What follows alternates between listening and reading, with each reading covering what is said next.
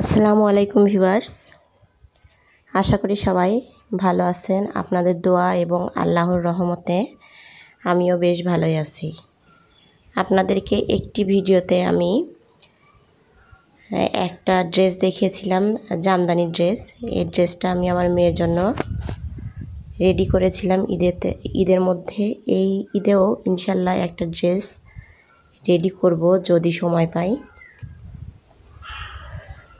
তো সেই ড্রেসটা আমি যেভাবে মেকিং করেছিলাম আপনাদেরকে আমি দেখাবো কাগজ কেটে আমি কিভাবে এই ডিজাইনটা উঠাই।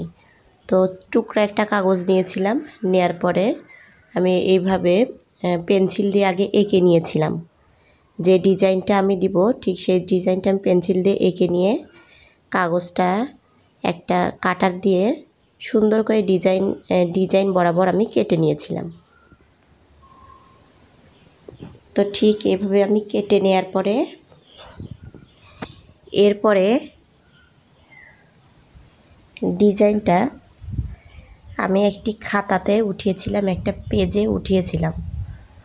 একটা খাতার পেজে উঠানোর পরে এই ডিজাইনটা আমি কার্বন দিয়ে ওড়না এবং কামিজে ডিজাইনটা উঠিয়েছিলাম। এরপরে সেলাইটা আপনাদেরকে দেখিয়েছিলাম, একটা ভিডিওতে সেলাই দেখিয়েছিলাম। আপনারা যদি মনে করেন সেলাইটা সমস্যা তাহলে ভিডিওটি দেখে নিতে পারেন। সেলাইয়ের ভিডিওটি আসলে জামদানি সেলাইগুলা খুব যে বেশি সহজ তাও কিন্তু না।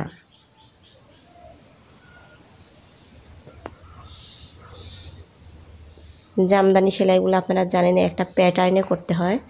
তো জামদানির ডিজাইনটা যদি একটু কচ অথবা একটু বাঁকা হয়ে যায় তাহলে কিন্তু সেলাইটা ভালো লাগবে না দেখতে। এর জন্য চেষ্টা করবেন এভাবে আগে ডিজাইনটা উঠিয়ে নেওয়ার,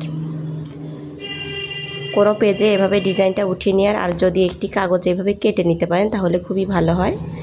তো কেটে নেবেন, কেটে নেওয়ার পরে ডিজাইনটা করলে কোথাও কিন্তু কোনো সমস্যা হবে না।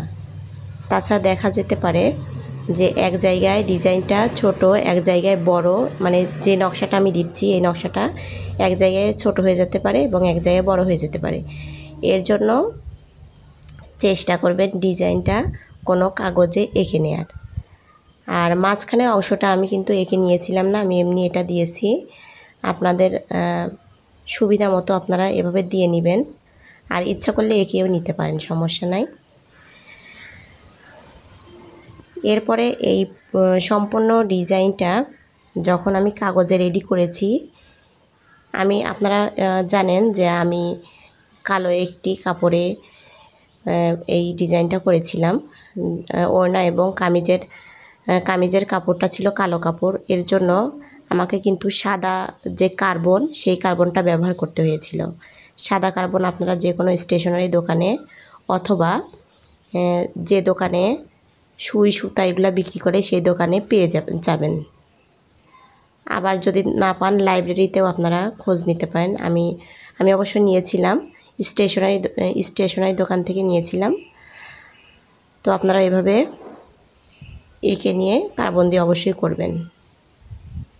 আর যদি আপনারা সাদা, গোলাপি, হালকা গোলাপি, রানী গোলাপি এগুলাতে করতে চান তাহলে কিন্তু কলম দিয়েও আপনারা এভাবে ডিজাইনটা করতে পারবেন।